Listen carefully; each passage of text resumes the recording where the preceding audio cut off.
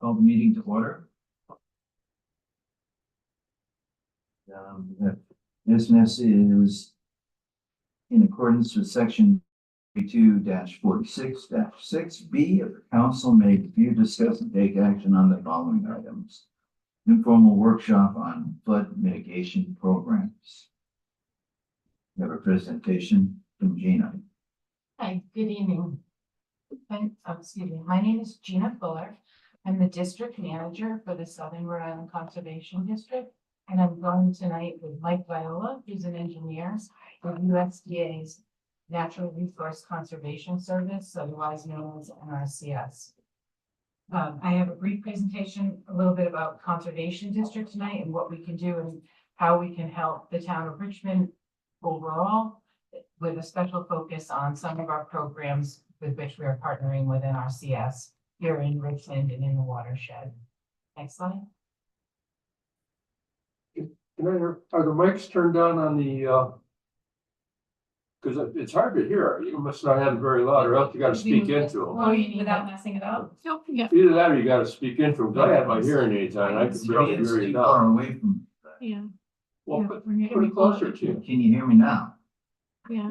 You move it closer to you and you be able to speak into it. They actually can't do that the way it's designed. Okay, Yeah. anyways, I just want to make a comment. It's hard to hear you, so I appreciate if you'd speak up, because I know Dennis has got an even worse problem than me. Okay, I'll speak a little bit louder.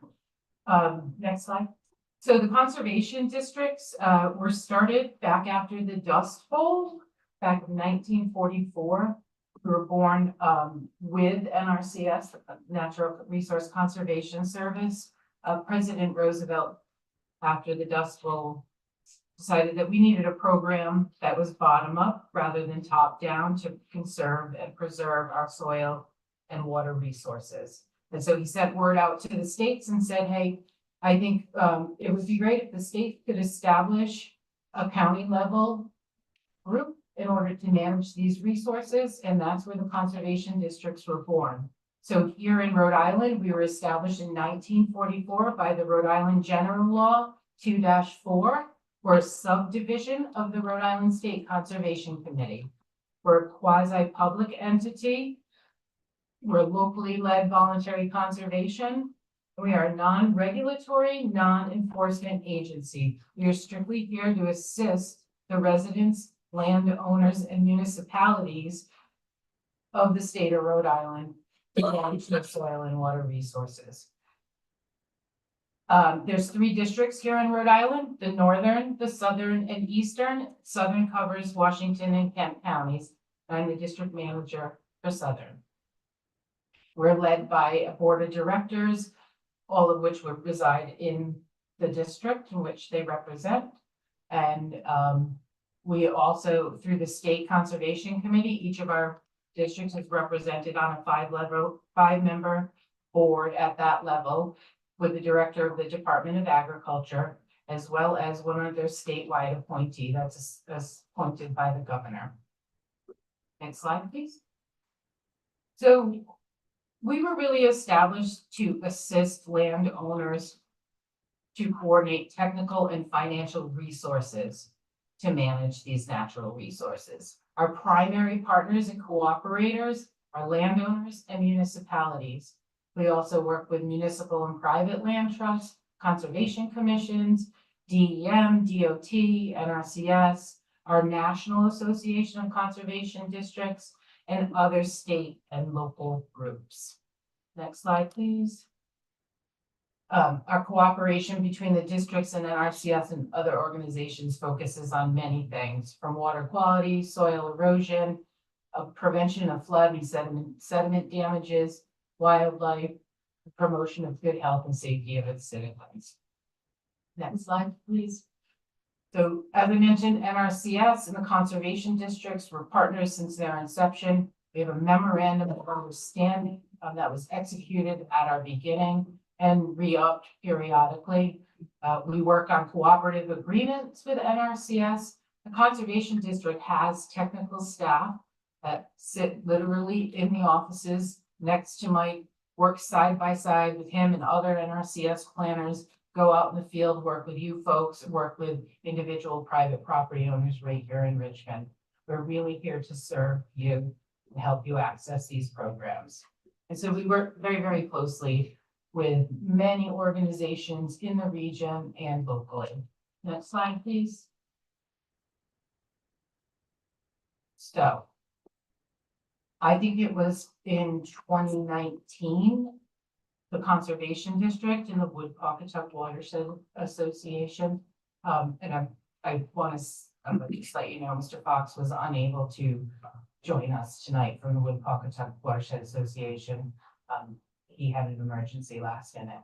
So the two organizations went to NRCS and said, you know, the towns in this watershed have been working for a very long time to address our flooding problems across the region.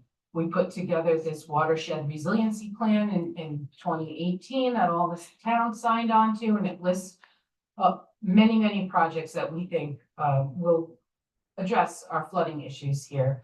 But these towns generally don't have the capital and the finances to be able to pull off this work on a large scale. We think this is a great watershed for your PL 566 program, which is a nationwide program where NRCS works with the sponsors, which are all of the municipalities within the watershed. And Richmond was one of the original municipalities to sign on this effort. Joining together to develop a 50-year watershed maintenance and operations program. These are large infrastructure projects that help improve the resiliency of your municipalities and can help you accomplish major infrastructure projects like culverts and bridges and dams. Other parts of the country, they might build a reservoir or levees, those types of things. Many of the options that we put forward in our first approach to NRCS that you find in your 2018 flood resiliency plan focus on more nature-based solutions, removing of old obstructions in waterways that were put in years ago that no longer serve a purpose, those types of things. So currently, this project has been in the engineering phases, the planning phases, I should say, and the engineering department has engaged with a third-party contractor, and we are developing a watershed model for the entire watershed. We're fortunate every town, including those in Connecticut, have signed on, so we're able to develop a very robust model that will be able to run multiple scenarios and alternatives, and then including a cost benefit and economic analysis on which NRCS has to base all of their decisions. So right now, where we are in that project is still in the planning phases. We anticipate later this year, probably in the fall, to be re-engaging the town sponsors with the results of the model. And at that time, Mike, we'll have some upper level alternatives. Yeah, so at our next public meeting, probably late summer, early fall, we'll be, discussing proposed alternatives based on, the findings of the model and the cost benefit analysis. Yeah. And we're really excited with the modeling efforts underway right now with the recent storms that we've had. They're able to really test their models and their assumptions and really investigate some excellent alternatives that we'll be bringing forward to the town. And then you'll have your opportunity at that point. And then what we'll do, we'll go to the sponsors and we'll ask that you sign on to the plan when we get to that point. And so up to that point, all of the planning has been paid for by the federal government. When we get to the point where all of the sponsors are in agreement with the plan and have signed on, that moves forward for federal congressional approval and budgeting, and the entire plan would be allocated and funded at that time. We estimate that this plan is going to be probably $75 to $85 million plan. And that money would get appropriated through the Congress. And those funds come back to the state, NRCS, Conservation District, the town. We're all able to access those funds to implement the alternatives that'll be proposed in that plan. And the cost to the town at that time be, let me say it this way, 75 to 100% of the cost for many of those projects would be funded by the federal government. And so the town would only be responsible for, say, 25% matched certain projects. So it's a really, really cost-effective way for municipalities like yourself to accomplish some of these larger infrastructure projects that your budgets often strain to manage. And with the technical support that comes along with some of these opportunities, it also provides the staff capacity through the Conservation District and our technical experts at NRCS to help you accomplish those goals without overburdening your staff who's busy working on their regular operations and their regular jobs. So it's an exciting process, but it is a very lengthy process. It's a program that can take up to 10 years to get really sort of fully rolling and projects in the ground type of thing. So, but in the long run, it's extremely beneficial to the watershed, to the state, and to each individual municipality. So next slide. The other program that we're working on with NRCS, and we're here today to talk to you about, is the Emergency Watershed Protection Program. This program is exactly what it says. It's an emergency program, so the time frames are much shorter on this program. And much like the PL 566 program, the town must be a sponsor in the program in order for NRCS to move forward.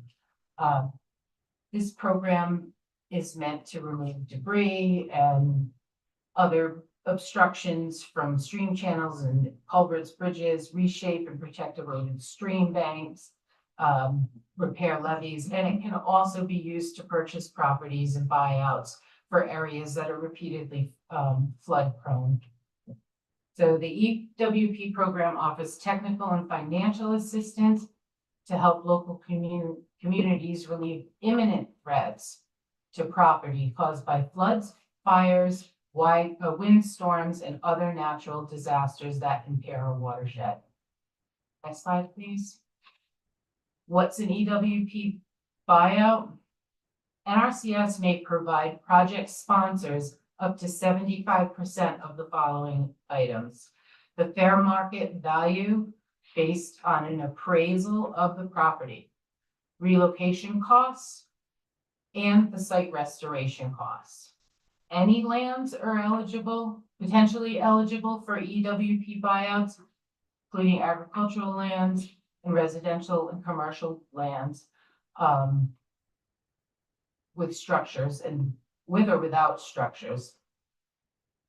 And this provides protection from additional flooding, soil erosion, threats to wildlife and to life and property, and restores hydraulic functions.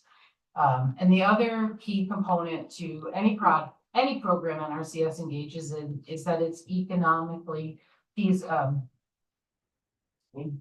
I want to make the words just right. Economically and environmentally defensible and technically sound. So there's always a cost benefit analysis in the process as well. Gina? And where are you? Relocation costs, when you say that, do you mean the cost to pick up a house and move it somewhere else? Or do you mean the cost that a homeowner incurs to pick up their belongings and move to another home at, like? So both, so all our programs are voluntary. So in the situation of a buyout, that needs to be from a willing voluntary seller.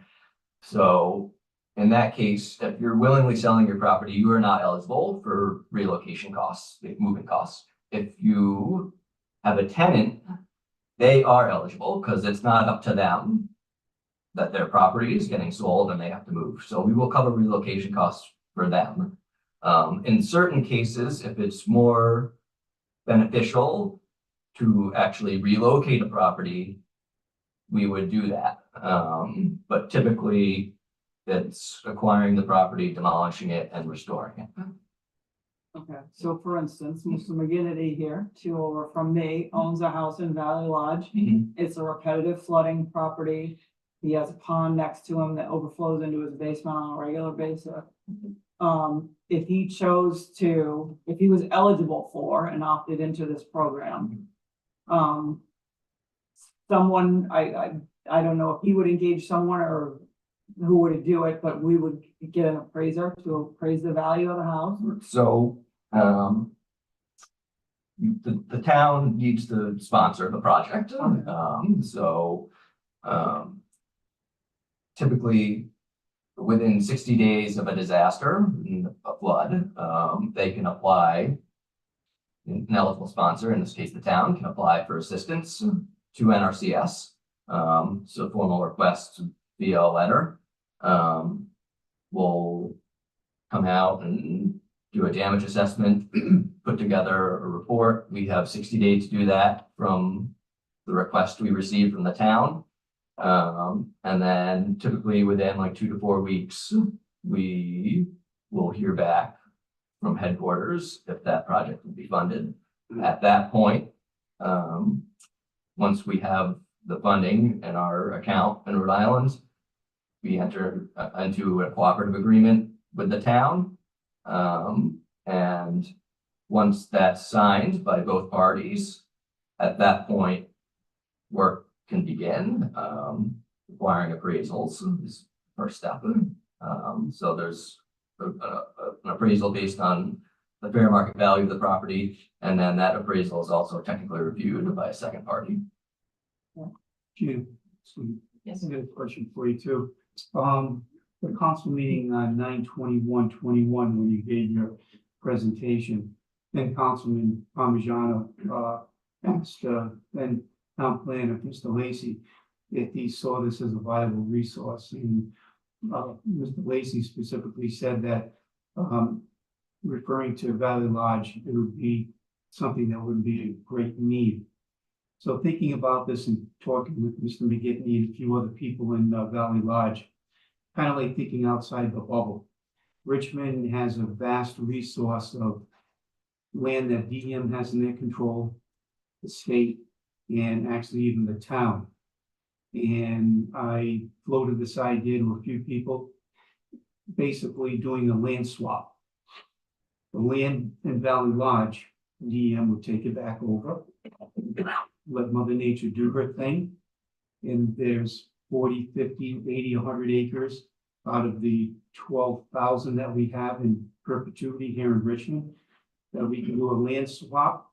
So all these residents that are in that flood zone that are having problems, we could do a land swap with either DEM, the state, or the town, give these people high dry land, and then give them fair market value for their home. And the whole time that this process is being done, they can still live in their home without any really major inconvenience to them. Because if you drive around Richmond, you'll notice that we have quite a bit of land that is put aside.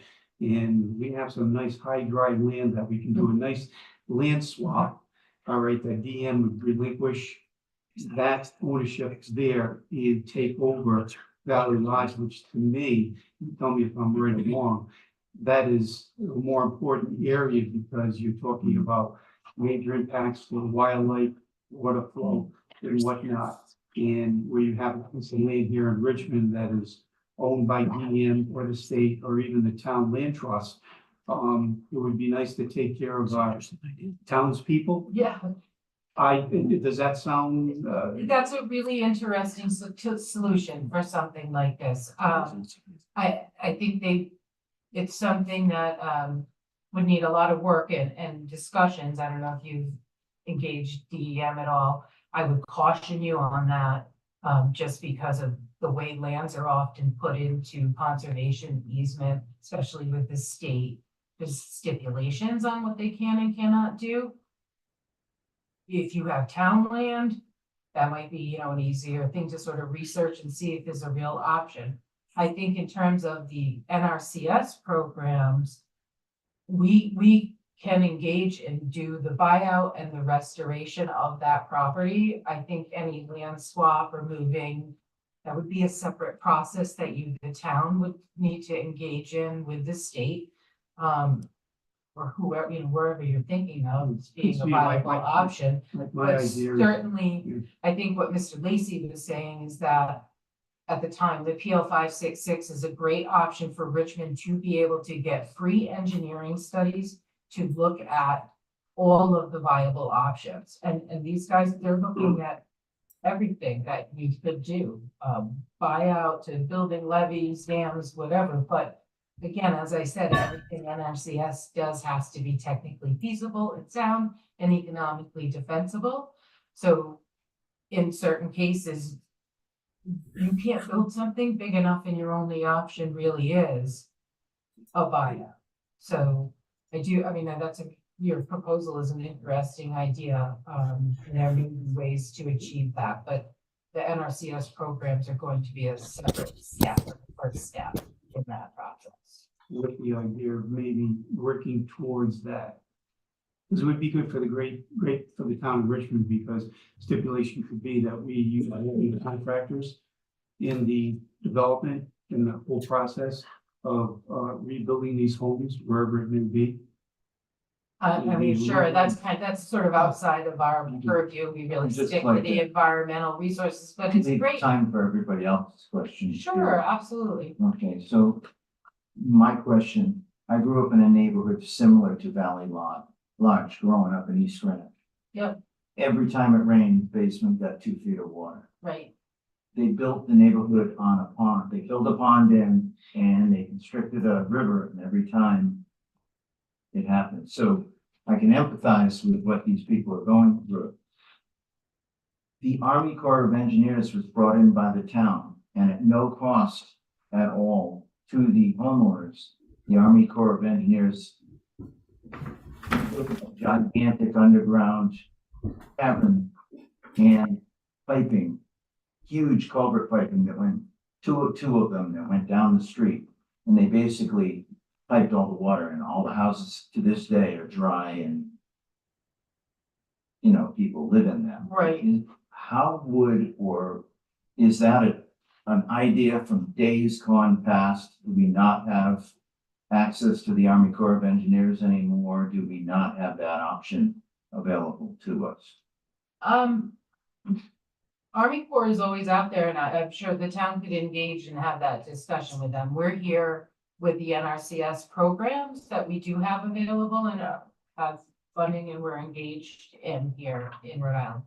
That is something, an option that, could potentially be looked at, but often the things that we're doing, again, it's gotta be site specific, and I'm not familiar exactly what that was in East Greenwich, and maybe that was a simple solution, but Valley Lodge in particular is not a simple site with a simple solution, and you really have homes, that all of the data shows us will continually, because of climate change, the severity and changes in storms, we'll continue to see flooding in these areas. So we're coming to you later this year with solutions that we think are viable. And we'll be able to discuss that on a larger, I just longer time frame. wondered if you guys did work hand in hand with the Army Corps, if that's like a separate avenue. That's hard to explain. I mean, we consult with them, Army Corps. Yeah, hand in hand, no, we certainly, because they're regulatory for wetland permitting and things like that. So we do work with them on occasion, but, I'm not too familiar with, their like flood mitigation programs. Yeah. And I think the other key Our with, town planner wanted to interject, so. I appreciate, Talia, I was gonna say, is that where you need, the Army Corps needs the continued reporting of the flood damage in order to engage in those? So I don't know the answer to that question. I came down here because I was upstairs. I'm writing a memo for the planning board. I'm tuning in up there, but it's too hard for me to comment on things down here while I'm up there. So I, ran downstairs because Erin was like, it might be easier for you to come down here. So here I am. I'm speaking in relation to the land swap element. It is certainly a novel idea, but the most important thing about understanding how land swap would work is that oftentimes when land is donated for a particular purpose, it's going to only be allowed to be used for that purpose. So if a piece of property was donated and it's high and dry and it's perfect, but it was exclusively donated for the purpose of conservation land, the town couldn't just suddenly put some houses on it, no matter how much of the greater good it would facilitate. Because that's part of the whole process of giving the land to the town. So you have to understand what all of the provisions are with those properties to effectuate any kind of thing going forward with a land swap. Thank you. So I'm sorry, I didn't mean to interrupt, but I. Oh, you you know, have that's good. something that I'm glad. Might change what you were gonna say. No, I was just gonna follow up with Army Corps. I also know, many of their programs require that you can document a history of flood damage there, and I think that we don't necessarily have that, where you have to file the federal flood insurance claim to be part of that program to engage them. But Right. again, we work with them, we get permits from them, but we don't work with them the way we work with NRCS, bringing you voluntary conservation solutions. Right. Yeah. Thank you. I have a fellow who lives in Richmond, and this is a picture of his home. Yep, I visited You've this seen site. that? You Yes. visited that one? Yep, Well, the water is currently about 20 feet away from his house again. And the river is very high. he's gonna be looking for some kind of aid or some kind of assistance or some kind of suggestions on what can be done. Right, I mean, I like that idea, dig a hole and send the water somewhere else. But, right, but see, those kind of solutions are very, very long-term and require a lot of study and documentation. And that's what we're trying to do with the PL 566. well, we've But had some places, there is nothing you can build to create the solution you desire. So what we have tonight is the EWP program, which is immediate help. That's what I'm looking for. That's me. That's my house. I understand. So I'm looking for immediate help so that I don't go through another disaster. Now, we know what happens when this water keeps coming. I've got pictures of what happened. We know, I'm and trying to prevent it from happening again, and that's where I need help. right, Would Over it, here in your statement, you said made a statement of protecting from flooding. and we're modeling the watershed. We are looking at this area and trying to come up with solutions for that. But there is no short-term solution to that we can give you tonight, other than the option to participate in the EWP program and participate in a buyout. That's the only short-term solution I have for you. would the EWP program consider something like dredging the river? Highly unlikely. The other thing I think I need to remind everyone is the Wood-Pawcatuck River is a nationally designated wild and scenic river, which also limits the things that we can do in the river. Right. So, and again, it has to be technically sound and economically and environmentally defensible by the regulations that NRCS has to follow, as well as Army Corps of anyone else. So Sam, Thank you. Gina, you had mentioned you'll be coming back later this year with more options. Do you know how far in the future that would be? 6 months, 9 months, just maybe something that we could be aware? yeah, we're looking the end of the summer, fall. Okay, so I feel like that's something where, although it's not immediate, it's not tonight, we can look Right. forward to something by the end of the summer, the end of the fall. Right. That's good. However, if there's anyone in the Valley Lodge area or the areas that have recently experienced flooding here in Richmond that is interested in a buyout, it is extremely important that the town decide that they sign on as a sponsor as soon as possible, because that's the lever that opens the door for anyone in the community to participate in this voluntary program. It doesn't force anyone, and I can tell you in another town, the Conservation District was involved in an EWP program several years ago. They were considering did the buyout. They backed out. We closed the agreement. Everybody walked away and said, we're sorry it didn't work out. You know, there's no forcing here. We're NRCS and the conservation districts are non-regulatory, non-compliant. We're just here with options and federal money to help the town and your citizens. So you're saying we need to contact the homeowners in Valley Lodge and ask them what they want? I had a question. I was getting Mark's attention. So you said that the town needs to be on board for a buyout. Does that happen before the resident chooses they want to leave or Yes. after? So we need to, and we're not currently. We're not a sponsor, right? We would, if anybody is interested in this, Is that something we could do tonight? if it's properly noticed, probably not. No, though, not to with be this. exact. Not necessarily. But if that is something the council wants to consider, I would really urge you to sign on as a sponsor because that opens the door for us to start working with you and NRCS to advertise the program, start talking to the homeowners and get the process going. But NRCS is under a time limit. So the sponsorship letter is important. Gina, I had a question. Does the town opens the door by saying that they would agree to be a sponsor? Correct. That allows the homeowner to make the decision as to whether or not they want to participate.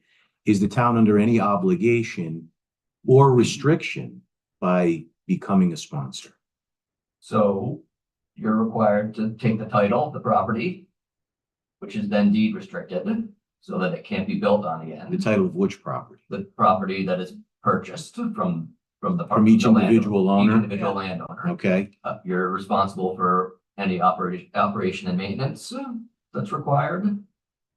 You're. Like if we built a dam or a levee. Yeah, so typically, with buyouts, there's not. There's some problem because it's mainly you're talking about floodplain restoration. So there might be some annual mowing, but there's no real structures involved that you need to maintain. You need to acquire the permits. We will pay for the technical assistance to prepare the permits, but the actual permit fees, we will not pay for. And that's pretty much, the town's responsibility. But signing on as a sponsor does not, it obligates you to do those things if somebody signs on to a buyout. Signing on as a sponsor, you're going to be responsible for hiring the appraiser. Yes. And all of those bits and pieces when you sell a piece of property. well, those obligations that you just outlined, and there are many that the town would engage in if they were a sponsor Mhm. and one of the homeowners decided to participate. Mhm. You said the town would take title to the property Yes. and then be the responsible owner for that property. Yep. Is that, are those obligations outlined anywhere? I haven't seen them. I don't know if the council members have. That certainly would be something I think we would all like to see. Well, Gene, you have mentioned that at the meeting on 9/21. So Rich and Yeah.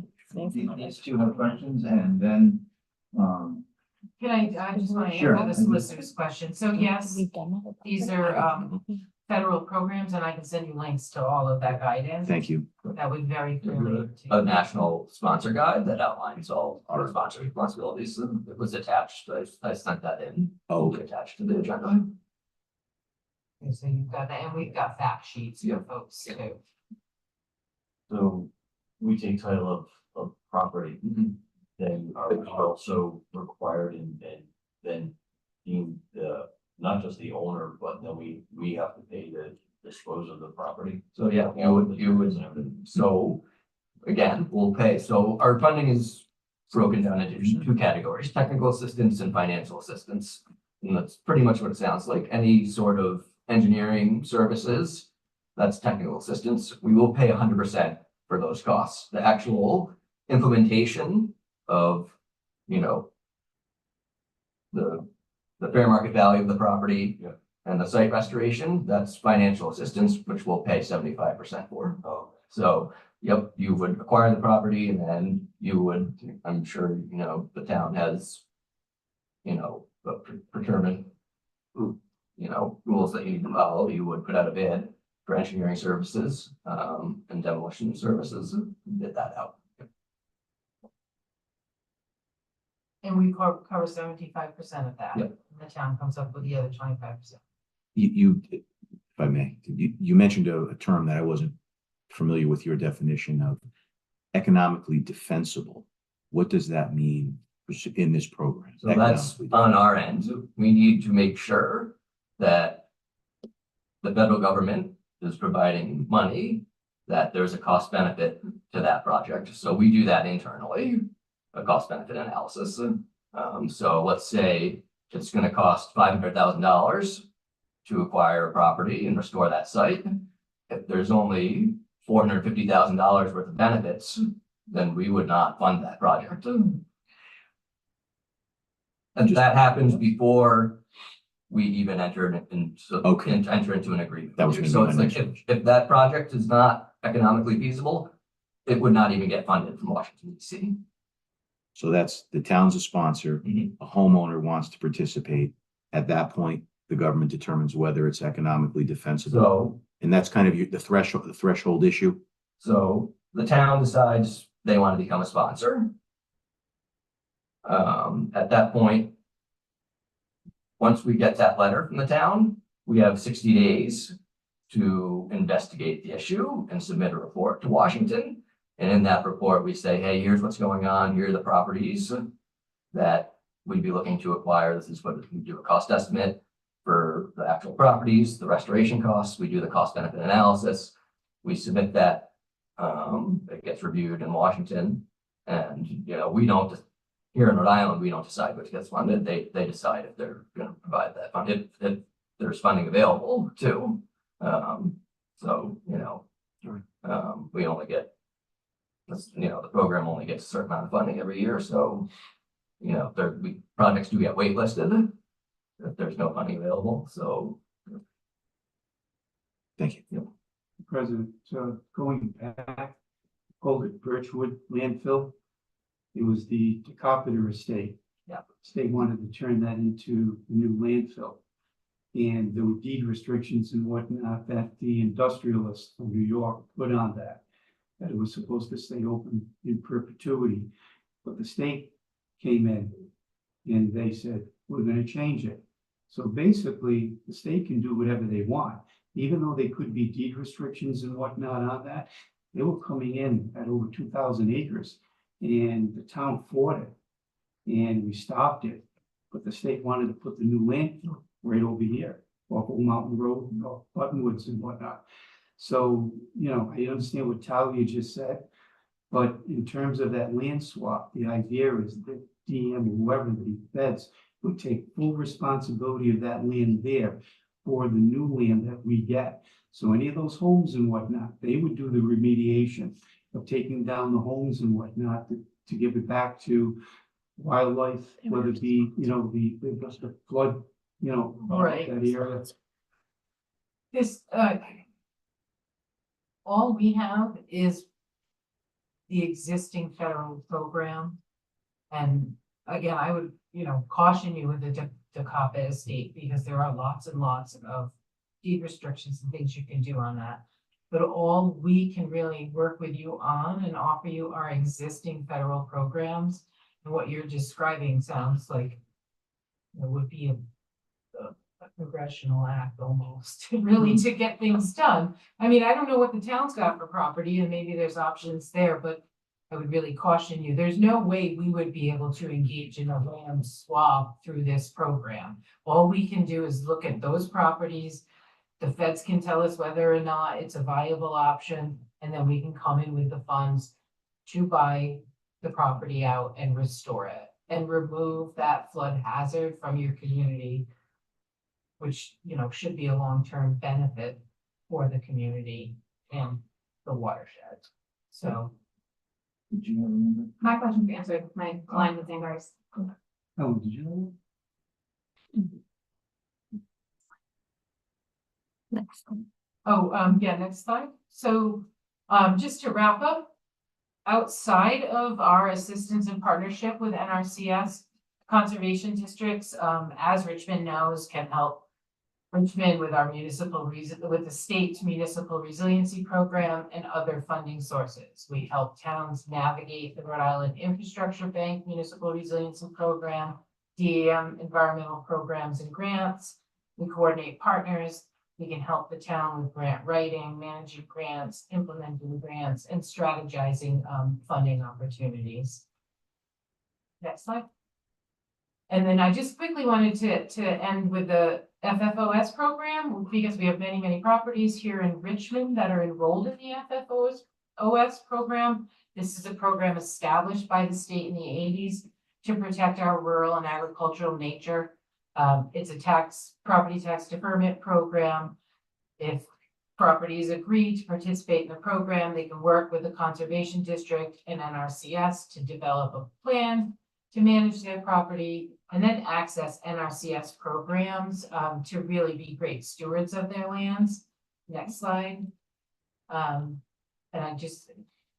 Next slide. This is just the purpose of it. Some of our common conservation practices in Rhode Island, where we put over $3 million into the hands of Rhode Island's agricultural and forest producers. Our most common practices in Rhode Island are high tunnels, forest management practices, pollinator habitat, manure management systems, structures for wildlife, as well as soil health programs. Sorry. That's all I have for a formal presentation thank you. Thank you Thank very you. much. You're welcome. Are there any other questions? Anyone? Well, then, friend. I think it might benefit the I have a town. question. Sure, go I have a ahead. question. Sure. If the town signs on to this program, and let's say of the 140 houses that were affected in the flood of 2010, and they're starting to be affected again because of this excess amount of water. So if they do that and they decide they want to sell their house, and let's say 42 of them want to sell their house, and they want to go this buyout route, the town of Richmond becomes the real estate agent for those houses, is that pretty much? They become responsible for it? What would happen, and this is happening in the northern part of the state, in a neighborhood, they're buying 25 homes in a floodplain, and the folks are moving out. The city will now become the property owners of that property and are responsible for that land after the buyout. Right. So the taxpayers of Richmond would be responsible for it, Yes, pretty much. Yeah, pretty much. yes. Thank you. Thank you. I think that's it. Mr. President, Yeah. motion to adjourn. Right. All those in favor? Aye. Thank Is that all You you're guys are gonna much talk more about? about it. you so much. You don't have any plans on talking about the runoff of 95